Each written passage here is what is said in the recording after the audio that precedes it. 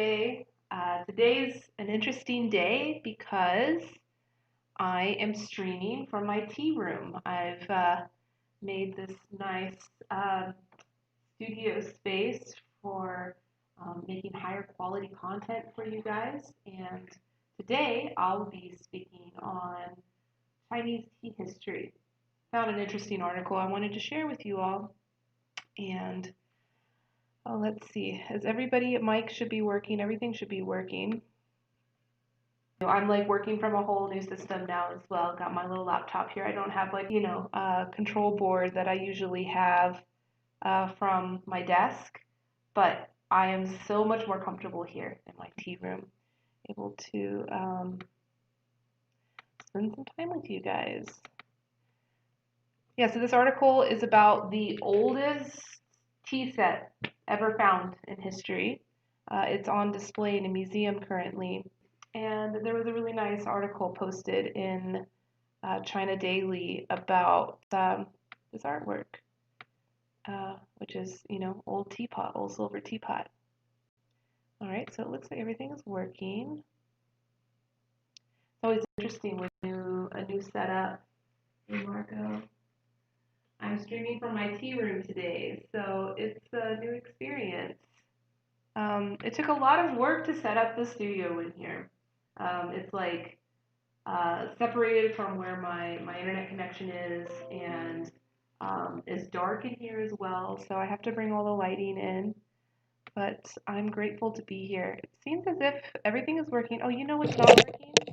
Is that my mic is here. So now you should be able to hear me better. I'm using my mic. So the audio on Instagram may not be that good because this room is pretty,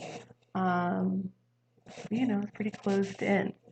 But this is my tea room, and this is usually where I hold space for people when they come in to have tea with me here in Vegas. The place I've been streaming from is actually my office.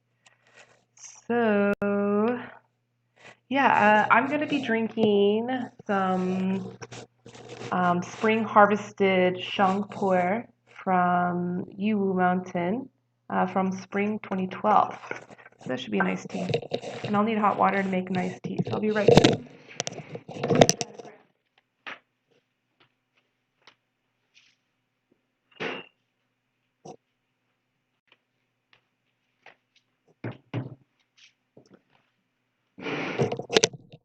All right.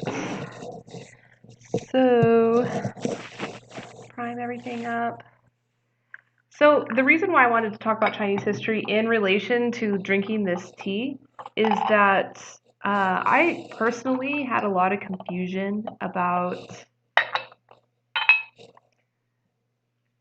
China's tea history, right? So like very early on into studying tea in China, I realized that like the tea that we know now, even the tea that's being sold as like the really high quality aged tea, oftentimes is well, it's not oftentimes, it is. It's like a modern thing. And last time I was in Yunnan, I was asking a lot of questions about like what was tea like, when it was strictly just the ethnic minorities in the mountains producing and consuming their tea. What was it like? How was it produced? What did it taste like? And the reason why I was curious about that was because when I was in India in 2017, in Arunachal Pradesh, and saw the old wild tea there, I was thinking, yeah, maybe this like crude form of tea is actually. Is that a pot full of chili? This right here? No, this is my water. This is my water. That's cool though. I would have a pot full of chili. I love chilies. But I probably wouldn't keep them in my tea room. Although I do have like a little canister of dried chilies. No, this is just my water container. Beautiful water. I got this for an event where we needed to have some kind of water receptacle, and it was like all sustainable. We were supposed to be like talking about giving solutions and ideas, especially to young people, about how they can be more sustainable. And so I was like, oh, the last thing I need to do is bring like a plastic 5 gallon for the water. And then a glass one also was an issue too, because it's like, how do you dispense it? And so thank goodness, right before the event on Craigslist, someone had listed these ceramic water dispensers. And there was two of them, and this is one of them on Instagram. Talking about things that you can't see. It's rude. Let's see. There it is. See it over there? Yeah, that's my water dispenser. It's nice. I like it. I'm very happy with it. Oh, this tea smells so nice. Okay, so yeah, we know pu'er tea. We know sheng pu'er tea. We know it to be very nice. It can be very artisanal. It can be very high quality. And so I was wondering, is that always how it was, or was it crude in the past? And actually, the last time I was in China, was told that it probably wasn't as artisanal. And this like new generation of young wealthy people that has, kind of blown up the market opportunity for these artisanal producers in Yunnan. Um, it's a good thing because that's what encouraged higher quality production. It makes perfect sense. So the tea always wasn't so sweet. It wasn't always so complex. It probably always served its purpose medicinally or as food or as whatever, people were using it as.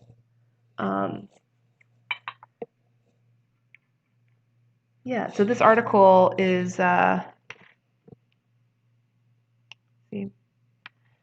seems that we're good everywhere. I'm actually, Instagram, I'm going to move you guys because I want to make sure you can hear this article because I'm going to be turned towards my computer reading this article. There we go. Awesome. Hey guys. Yeah, I'll get this set up good here. This is just a start. And actually, this is not typically how my tea room is oriented. Usually my table is running the opposite way. And usually I have the table fully wide out. So this table actually opens up to being 12 feet long. It's a really long table and can hold a lot of people at the tea table. But for this, we're just keeping it simple, keeping it focused in. And had to change because of cords and angles and lighting and everything. So we're good. We're here right now. All right, so I'm going to start reading this article. This was published on August 21st, which we haven't even had yet. Oh, no, July 21st. I'm sorry. Time has just been going so fast lately. It's hard to keep track of all the months now. Oh, I didn't use my filter this time, but this stuff is still going to be dank. They say your tea should be like super clear, you can see right through it. But no, that'll be dank. That'll be dank. You guys can see it here. I don't know. See, the thing about using the DSLRs is that like you have different focus points. So like the computers or the cameras built into your computers or the camera built into your phone like I'm using here will adjust to focusing, but not on you. So I'm going to have to keep myself here. Okay. Steeped in History is what the article is called, published on July 21st in China Daily. The earliest artifacts related to tea in China revealed reciprocal influence between the drink and the civilizations. Wang Kaihao reports, the earliest artifacts related to tea in China, okay, just repeated itself. History was rewritten in many respects when the 1,200-year-old underground palace was unearthed in the Famine Buddhist temple in Fufang County, Shaanxi Province in 1987. Though the bone remains, of which some are thought to be of Buddha, are generally considered to rank among the top archaeological discoveries in China in the 20th century, other items found in the 30 square meter altar of a former Tang Dynasty royal Buddhist temple are also unmatched. So the dates on this is 618 to 907. That's the Tang Dynasty. So this is kind of the window of history that we're talking about, which is a long time ago, over 1,000 years ago. So we're not talking about like the very start of tea, and I think it's going to be a long time until we make those discoveries of understanding what tea was like, how it was served, how was it processed, way back when. Okay, so the exquisite silver tea set guild with gold included cageings, a container with sieves, a grinder, spoons, and other instruments was the beloved possession of Emperor Li Xuan, who reigned from 873 to 888, and donated to the temple to show his reverence for Buddha. So yeah, his set is from, the mid 800s, the mid 9th century, which is, 1100 years old, which is, kind of around the same time that tea started spreading, specifically to Japan.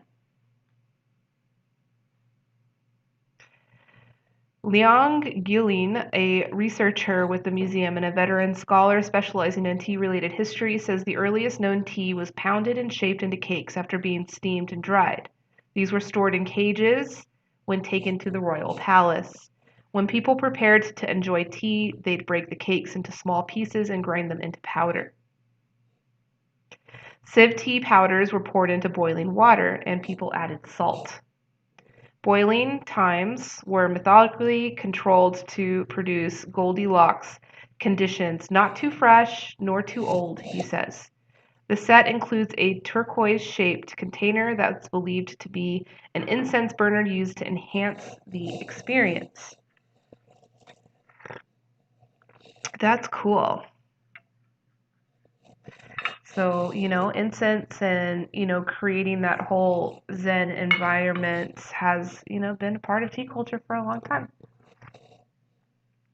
Even if that tea culture was a pretty exclusive experience. So, like, mind you, all of these things that I'm saying right now are not like, these weren't like the teapots and the tea culture that we know now as like mass communities of people, practicing these cultures. This was a very exclusive thing that these things left in this temple, donated by this gentleman. I shouldn't call him a gentleman. He is an emperor. Yeah, so it was his things, which was a very exclusive things, really only kind of reserved for the aristocracy, royalty. This tea set's discovery proves that tea ceremonies are rooted in China and offer a physical specimen of what's recorded in the Classic of Tea. The Classic of Tea was compiled by writer Lu Yu and was first published in 780. It's the world's first known monograph on tea. It offers comprehensive information about how different varieties were grown, processed, rated, cooked, and tasted, as well as how tea sets should be designed and produced. It marks how the upper class then began to value tea's ceremonial significance. China has about 3,000 years of tea drinking history, which began in today's Yunnan, which is, what we're drinking here.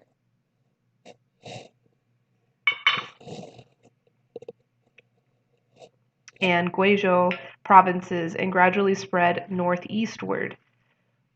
That's separate from the legendary account that says tribal leader Shennong used tea as herbal medicine nearly 5,000 years ago. Just kind of debunking that myth. But there could be truth to that myth as well. When the Western Zhou dynasty was founded, people in today's Sichuan province offered tea as tributes to the king. So that was 11th century. 771. Wow. So that was over 3,000 years ago. 11th century BC. So a long time ago. The earliest specimen of tea in China was found in a mausoleum of Western Han Dynasty Emperor Liu Qi, and that was in 206 BC. So that's the oldest tea.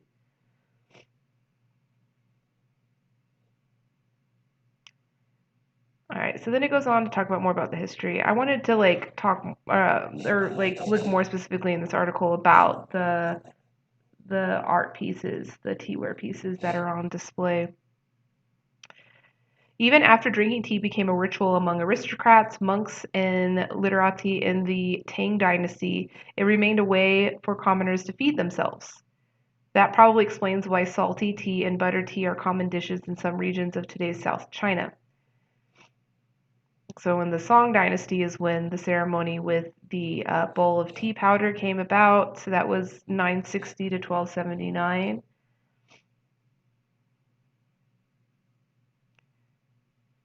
This practice was introduced to Japan and remains how matcha is consumed today. Tea competitions to designate top-level tea makers became popular throughout China.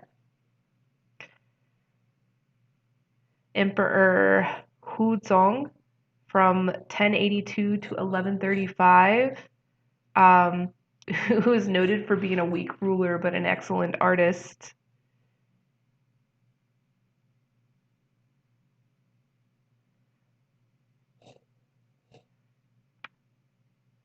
Um, was a diehard fan of such competitions. He wrote treatises on tea and thus left precious historical documentation on the tea industry during the period. Okay, I've got to check that one out. Cool. That is actually very important. Let me just grab this now before I forget. Maybe I'll read that and give you guys like a little bit of a debrief on what that is about. But it's cool. I'm always like really interested in, hi, Virginia. Glad to see you here. What's wrong with Instagram? I'd like to know what's wrong with the Instagram platform. The Instagram platform has changed a lot. It has like exponentially more content now on it because it's added on Reels, which is like their play on TikTok, trying to add a TikTok like feature. So if you're an Instagram user, go check it out. It's like you can use TikTok without having the Chinese government in your phone. Cool. Uh, in the Ming Dynasty, the way of drinking tea became more casual by pouring water on loose leaves. This practice continues in the country today. So that's from 1368 to 1644. So really, that's only like 400 years ago until the practice of like loose leaf tea, like what we have here. So like that still doesn't answer my question. When you go to Yunnan and you go to all the different tea mountains, there is a lot of old tea trees there, which means, tea was supporting those families for a very long time. I'm really curious to know how, hey, Mafelda, good to see you. I'm really curious to know what those old tea trees were being used for. Were they all being used as a food, as this article says? So this article says that like if you were not an aristocrat or if you were not receiving this tea as tribute, then you were probably eating it as a soup or something. So maybe they were, because I never got that question answered. I asked everybody I met, what was tea like? Not even artisanal tea, not even tea that was like highly demanded in the market, just like all these old tea trees you see here, like 1,000 years, 800 years. What kind of tea were they making back when those trees were still young? And were there even older trees from before that? And I never really got an answer other than the tea probably wasn't good. That was the main answer I got. It probably wasn't delicious. It probably wasn't artisanal. It probably wasn't crafted in the way that we've, become accustomed to enjoying tea from those old trees now. Maybe it was still good, but yeah, maybe it was just like strictly consumed as food. I still haven't found written anywhere when that evolution happened. So I'm hoping if I check out this new book, um, it may have some insight into that. But, the artisanal craft that we get to enjoy in our beautiful, pu'er teas now really are a result of China, their modern history of evolving from, um, a state-controlled, truly communist system to this they turn the wheel and went in opposite direction as far as their international relations, which pumped up their local economy, which developed this really fast-growing upper middle class that supported artisanal products, and tea, became one of those products that they sought out and drove the market price up, which then gave the opportunity for the artisans to come out and, realize value from that opportunity with higher quality products, which is good for us because we get to enjoy the good tea now.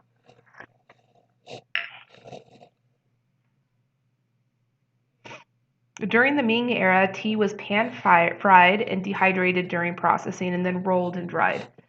Oxidation was avoided. Green tea's original flavor was preserved. This technique was a big leap in the history of tea making and is still the primary method in China. If tea's development in China has led him to believe the leaves are more than a base for a beverage. Tea bears witness to how different cultures mix in China, and it is like an ambassador spreading Chinese civilization around the world. It also represents Chinese people's philosophy and aesthetics, emphasizing harmony and elegance.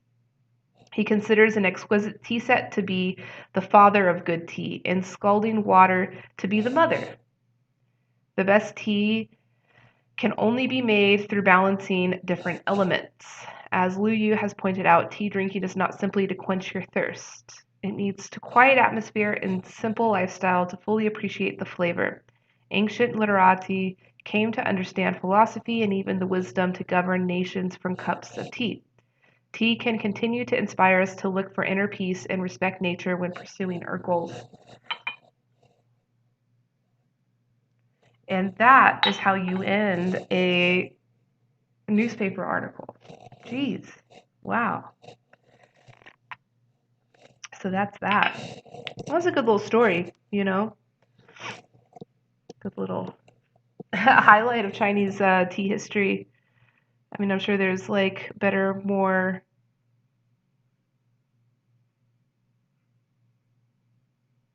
All right, let's see. I'm going to look up this guy's book and get it and read it. Another book that's really great to kind of wrap your head around these concepts of history within, within the steps and the eras of tea's history is Tea Girl on Hummingbird Lane. It doesn't explain all of the history, definitely not like this article kind of broke down each of the different eras, but it explains kind of the concept of the thing about the economic development. So going from communism to going from a state of control, where which was interesting is that during that state of control, for the most part, the ethnic minorities in the mountains were left alone, which was good because other places they were not left alone. There's places in Fujian. There's a very small, really cool village, like Waterport Village, near Wuishan in Fujian, China. Hi, Marcy. Good to see you. And this little village has a lot of history. It was like the main port of all the tea of Wuishan leaving to go into the tea market. There's a series of rivers that it connected to that they could take the tea via boat into the market. And so this little village exclusively developed around the tea trade, being the start of that, which eventually would hit, all the other international trade routes. And has very old houses there. There was just a few families that lived in this small village and did this business of tea trade for Wuishan. So there's and it's now like a museum. It's really weird, and the people still live there, and you pay some money to walk through their house, and they'll be preparing their dinner and just hanging out, and you're able to walk through. But there's definitely some revenue flow coming in for the village, which is great, and they don't seem to mind too much. And the houses are really cool because they're old, and you can see how old they are. They weren't completely destroyed during the Cultural Revolution, but it's like there's parts where you can see there's like damage. There's like mud damage. And my friend was saying, that's from when the Cultural Revolution came, and in order to preserve those bits of history and art, the villagers like threw mud up to cover it all up. There's like, and carvings through, the gateways of the homes, which were preserved, thank goodness, but have been damaged, by mud. But better, mud damage than complete, destruction, which is what happened during the Cultural Revolution. It's really important to understand that history and understanding tea culture right now. It's pretty incredible how important that story, and that story is like really hard to wrap your head around, because it's like one day you lose everything. You lose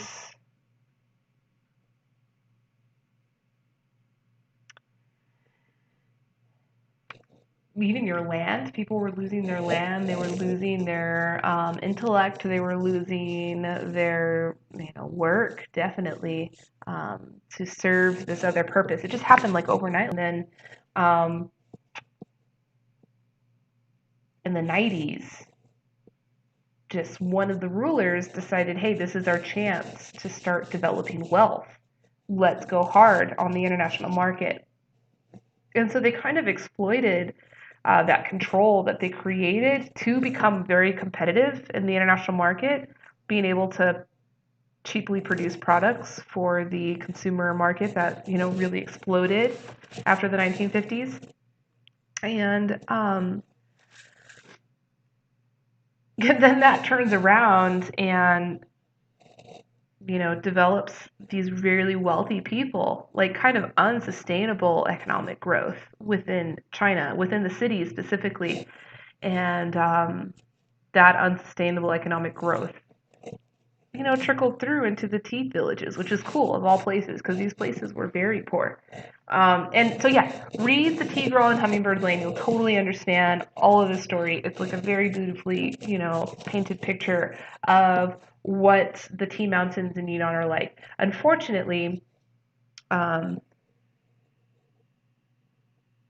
Story of Tea by Hyson Heiss. All right, I'll look at that one. I haven't looked at that one, Mathilda.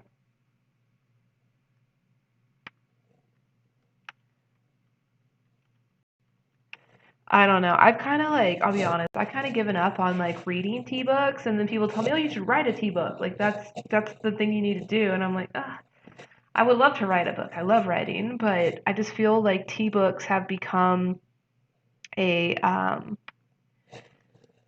they've become like all kind of like retold reference books, kind of sharing the same information, which if I wrote a book, I probably would be sharing the same information that like has already been published in other books, and maybe communicating it in a different voice, which could be unique and could be of value. But I really would like to contribute something completely new to the knowledge base if I was to write a book. But I have several tea books. That's why I liked there was a tea artist, a tea shop owner in Shanghai that I met.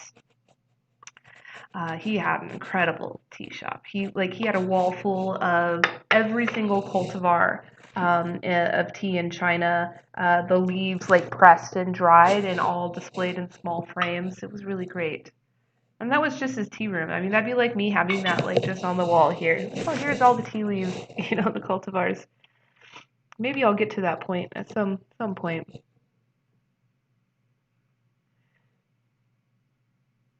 Oh, interesting. So it seems that there's, I'll find a copy of this book. It may be harder to find a copy of this book, this treatise on tea. But I found the story of tea. I will check it out. Thanks, Mathilda. But yeah, he wrote a book. This guy in Shanghai, he wrote a book, and for some odd reason, he published it in English first before he published it in Chinese. And he's like, do you want to sell this book for me? And I'm like, yeah, I can. Actually, no, he didn't tell me that. I went to Shanghai with my buddy Alfredo Lin, our good friend from Taiwan. And um,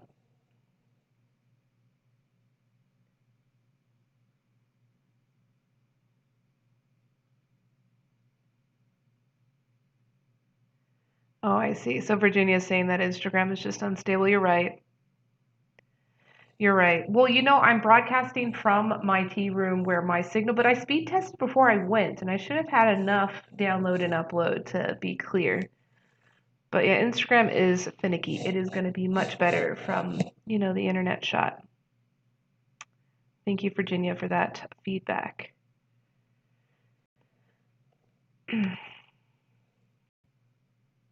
Tonight. You say tonight's broadcast. I'm so late. But I was working setting this up for you guys. Like everything I had to move all the furniture and everything is very heavy. This table is very heavy. This table is very heavy. This my tea table here. I don't know if Instagram you guys want to see it. My tea table, my tea tray. It is pure solid stone. You see, and it's got all these cool mountainscape carvings in it. This thing weighs more than the table itself. So yeah, moving this table is not a fun job. It takes a lot of effort. But I'm here now.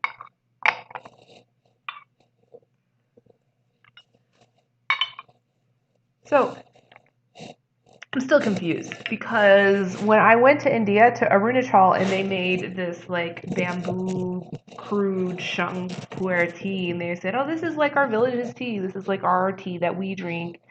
I was like, oh, that's interesting. You got the spout to my water. Um,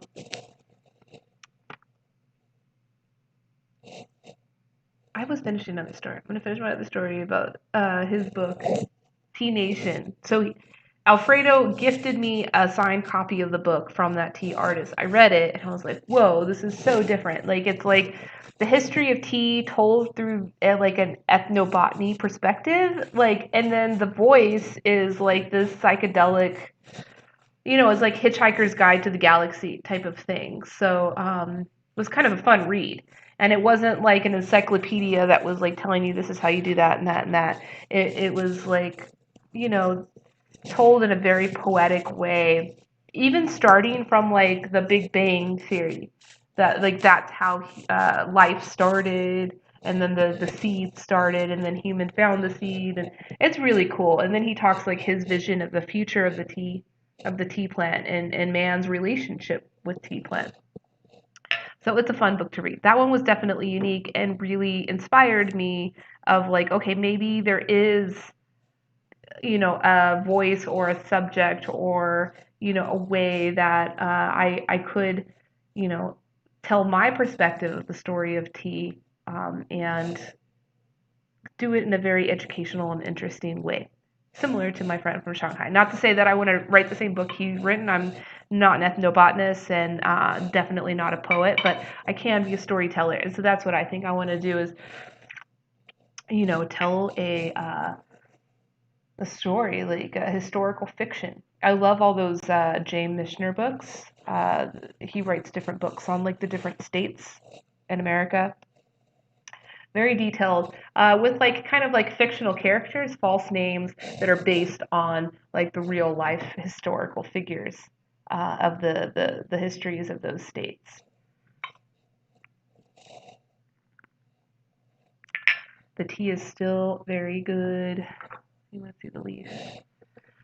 Okay. So yeah, I'll get back to the story about why I'm so confused now about what tea was like in the past, right? So when I was in Arunachal it was 2015 actually was when I first went there, and we went there to go look at their commodity tea, their plantations. They had kind of cleared out a lot of the forested mountain areas in that area and were planting Assam clones that, these green leaf was eventually to go to the Assam tea industry, which is very low value, very low opportunity. But the state had sponsored it and really kind of instigated this to happen for the people there. So Rajan Barua, took us on a little day trip to go check it out, see their story, check out their tea industry, see what's going on there.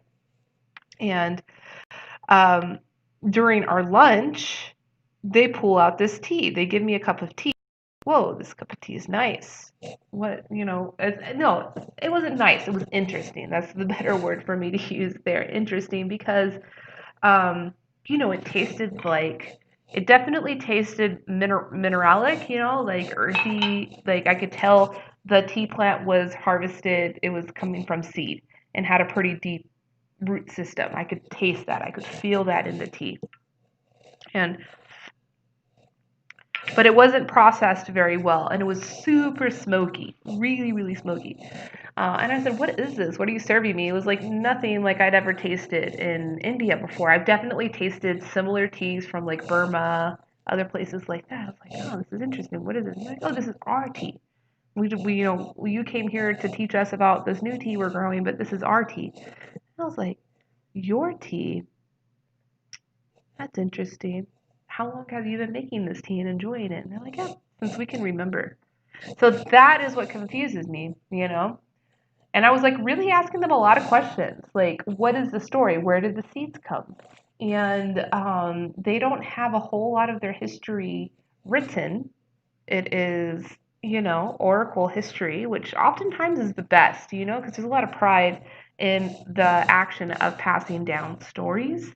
So everybody I spoke to told me the same story about how their ancestors had come to that land. And when I asked them about the tea, they said the tea came with them when they came. And I couldn't find or hear from them a definitive time of when they knew when they settled in those areas, where their ancestors came from prior to, and where those seeds might have come from. But they all give you a guess, and that same guess that every single one of them gave me was from Tibet. And so I've gone on and like done some research, and it's definitely not tea research. This is more like anthropological research about the movements of the Mongolian, migrant people. And there are a lot of stories. They may have all come from the same origin, but there was different eras of time when different groups of people left at different times and went on different paths. But it's really interesting how tea kind of intersected with all of their stories at some point or another. And, because then, hey Shiloh, good to see you. Broadcasting from my tea room today. I'll be doing a lot more. I kept the setup at my desk too, because I want to have that variety of being able to, like, if I want to be more professional, I can be at my desk. If I want to be like more casual, inviting everybody to come to my tea table, I can do it from here. So we'll see how it works out. I had to like rig up some stuff. I'm actually using a DSLR now on my webcam. So the footage is looking really nice. I'm really excited. I'm gonna level it up. I'm doing a big webcast with Ray from Grass People Tree on Friday, and so I wanted to make sure this was all ready and good. So it tested a couple days, so that I can, chat with her from in here. Because yeah, she's like the tea house education series. So I figured I gotta be in a tea house environment, not like at my, white desk, my desk there. So yeah, there's plenty of people watching right now. Do you guys know the answers to my confusion? Anybody know? Good to see you, Shiloh. Anybody know? Nobody knows. So I've got to figure this out. And so that's what I realized is my book. I've got to write. And I want to write that story so juicy and awesome. It's going to take some time. And then I want to write more stories. Not just about the origin of the seed and like the story of that origin, but also like all these other little like, micro environments, micro communities that have been formed throughout tea's history, in many different places. Um, yeah, clear it all up. Because people, like right now, our education, there are some really great tea books, but even some of the best tea books are written by tea salespeople. Nothing wrong with tea salesperson, because I sell tea. That's nothing wrong with that. But you have to keep that in mind that, like, they're going to want to focus on the stories that serve them most. So maybe telling the story of tea's significance or insignificance, may in some other context or in some other frame that doesn't serve the story of like, oh, this this spring harvest Shangpuer is like the most high quality, and this is the only one that you need to pay attention to. And so I think that's why a lot of tea marketers avoid telling certain stories. I mean, there are certain stories they flat out avoid because telling that story would make them a hypocrite. It's like, oh, that's slave tea, but here, you want to buy some? Like, they're not going to tell that story. And so the same thing, I think, with some of these like kind of buried stories of tea's history, of seeds history. Because after that time I went to Arunachal, we filmed a really great video that um, shows them. Like I asked them, I said, "Hey, show me how you make this tea. Like fuck all that other tea we came here to talk about. Like, show me this one. I want to know." And they're like, "Okay, yeah." They called some boys over and said, "Go get us some leaf." And so they came back with a big sack of leaf. Like these leaves were big. Um, and I was like, "Yeah, this is it." And they're like, "Yeah, we hiked and we found a big tree. We climbed up and this is what we picked." And then they pan fired it, and then they stuffed it into a bamboo and stuffed it really hard into the bamboo while it was still like steaming wet, and then they put that over their fire, and they said that they would age it there for at least 7 months before they would like crack open that bamboo and saw off little discs to brew. And they're like, "Yeah, this is what we brew." And so that's why it was so smoky, because it's like receiving all the smoke. I mean, they're smoking it right next to the pork belly, the bacon. So like that's like their smoking area. They have these big fire areas in the middle of their kitchen, and it has all these like racks above where they can. Where was it? In Arunachal Pradesh. In Arunachal Pradesh, which is a north of Assam in India, and it's the only state of India that has a direct border with China. So when we were there, like I felt like I was in Yunnan, like the mountains, and even like the ethnic, kind of colors and the language and the mannerisms reminded me a lot more of being in Yunnan, definitely, than being in India. And it's just like 15 kilometers away. They're like, "Oh yeah, Yunnan's just right there." I was like, "Oh, cool, awesome, that makes sense." So yeah, Mathilda, I'm gonna get back. So you said, from what I read, anthropologists have found evidence of tea consumption during the Neolithic period. But what was the tea like? Apparently, they would chew on them, as they used to do in South America with coca leaves, to help them stay alert and to give them more energy while gathering food. Well, that's pretty miserable. Chewing on, super high energetic tea leaves, raw tea leaves. I mean, there's definitely something to be enjoyed in chewing tea leaves, um, but I don't know if I could do it, you know. But if they didn't know how to process it to bring out the sweetness, then so that's it. There's the answer. The tea probably wasn't very good. It was probably, just something that I don't know. I still want to find the answers to that. I'll find it. I think it's going to require, this is something that's going to require like interviews, serious interviews, with people that, would probably be the most unlikely for you to think to be experts in this domain, right? Because you think, oh, let's go talk to a tea expert. Again, tea experts um, are typically coming more from the marketing side. So, like, their focus is going to be really on, learning the things and sharing the knowledge around things that's going to serve their marketing purposes. So, it's kind of hard to find tea experts, but, we may have to just go to a village somewhere that has maybe a more documented history of their ancestors' migration patterns. And history is an interesting thing, right? I have a friend that's running for president of the United States right now. He announced his campaign the same night that Kanye West, 4th of July. Um, but he's a cool guy. He's like a Bitcoin. He's an early Bitcoin influencer. That's how I know him, is from the Bitcoin world. And his campaign is like on transparency and inclusion. It's a really incredible campaign. I'm really excited to see. I don't know if he'll win. I don't think he'll win, but I think he's going to create a lot of really cool technologies and shake up a lot of people's perspectives about how politics should work, and about how people should represent themselves, like not even in government, but representing themselves as stakeholders in our community and how the world works, and not just giving up that like it's not there's no use in us being civically engaged. Like so, yeah, I'm really excited about that. But another part of his campaign is that the history is always written by the winners, and so that's what's caused this problem of inclusion. And so he's like, we got to rewrite the history. And he's a blockchain dude, which is like information, data, data, data.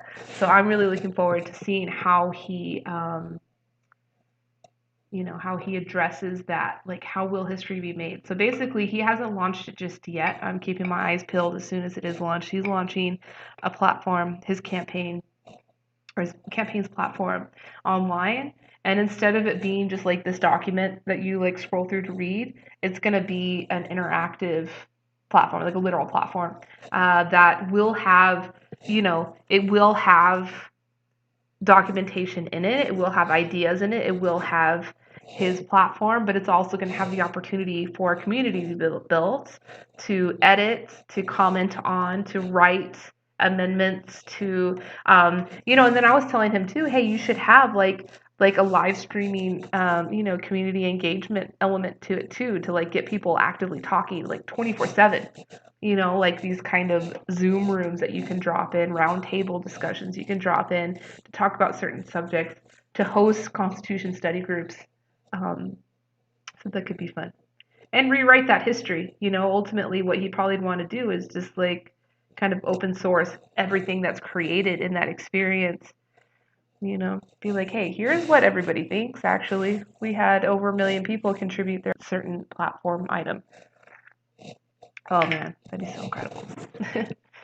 So Virginia says, she knows she met Mishner, James Mishner, so that he wrote like Hawaii. Hawaii was the first book I wrote by him, and I recommend it if you haven't checked out that one. That one's freaking awesome. He wrote one on Texas, and then he wrote one on Alaska, and I think he's written several other ones too, even California. But they're big, they're thick, they're like that big, and they're really cool because they have like the family tree of all of the different generations within the book. So as you're reading it, you can you don't have to flip back in the book to like understand the connection between different people. You can just look at that chart, which is really cool. I love that. Oh, so you met him when he was working on Texas, a novel in Brownsville. Yeah. Yeah, big books are tricky though. Sometimes they can be so intimidating for people to take on a big book. Little books are very easy. Speaking of easy little books, our friend Kevin Alexander, we know him since, or I know, but we know. Come on, everybody knows him. All of our tea friends know him. He wrote an article for Thrillist about the emerging tea culture in the United States, and pretty much just interviewed everybody within our network to write this really detailed, incredible article about America's current tea culture. He wrote a book called Burn the Ice. Very short, easy read. I read it in 2 sittings, so it was like very easy, enjoyable read. It's about the rise and fall of America's culinary scene. So, from 2006 up until, I mean, pretty much now. So he just republished the paperback version, and he added like an afterword to it where he interviews the different people in the book about, how the pandemic is affecting their business and affecting their restaurants. Because the book is about the crashing market for the restaurant scene. So there was a crashing market even before pandemic happened. Pandemic is definitely just like fuck all you guys. And so there's like a culling going on. And so he's actually offering that book for free for anybody, I think, in the United States that works in the hospitality industry. And he understands that majority of these folks are on, they're on unemployment or, working in very, high stress environments. And so he's offering that book for free. So if you are a food and beverage professional and interested in reading his book. And his book is like it's a series of different profiles on all of the highest profile chefs that were a part of that culinary revolution that happened. So, all those like hipster, tattooed, rugged, party animal chefs that, we know from Portland or whatever. Like he did a lot of like really well written profiles on those folks and kind of followed along their story of their ups and downs, each one of them, and like drew a lot of parallels between all those stories. That this is actually something that the entire industry is dealing with, is a over saturation in the markets and kind of like this commodification of the hospitality experience, which in the end, devalues the experience and creates a very difficult business situation for these restaurateurs.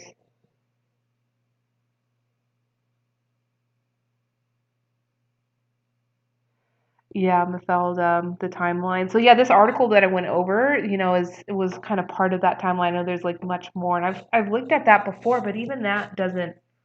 So it's like, okay, so during the period this article is talking about, from it was like 888, and that's when the first tea set was, like, from that time, the first tea set, which was a tea set used in the like the tea cake, powdering tea cake. So all of that tea at that time was coming from Yunnan. I don't know. Like those types of questions, like those types of things, like what was the supply chain looking like? Those things aren't written in these books, or at least from what I've written so far. So if you have a recommendation of any tea history books, I mean, I'm sure there's some tea history books written in Chinese that have that kind of data. But that's why I'm really curious about this one, Treatise on Tea. It was written in 1107 during the Song Dynasty. And this book supposedly, I haven't looked at it yet, but it's about tea competitions, which was kind of the development or the first step in how we started getting into like artisanal loose leaf tea. So we all know like Song Dynasty is when loose leaf tea became a thing, but um, when tea became like an artisanal craft type of a thing, the competitions are always it. That's why I want to understand the history of all these competitions, because there are regions that we're working with now that don't have that and need that. So, we know how competitions work in Taiwan, we know how they work in Japan, but, by seeing all the different perspectives, we can kind of pull from each um, what would be best for, producers in Nepal or producers in Africa and Kenya, as we start to see artisanal craft develop there. Sweet. I really like this. This is cool. You guys have any recommendations of what else I need? I think I wanted to put up some like Christmas lights, like white twinkly Christmas lights behind there. I think it would look cool. But it's just a start. It's just a start. Because we're going to be doing this for a while. We're going to be stuck in our own spaces, socializing from our cameras for a while. So I want to get comfortable with you guys and kind of up my game, create new styles of content. Um, yeah, so I need to like have good recordings, good audio, good video.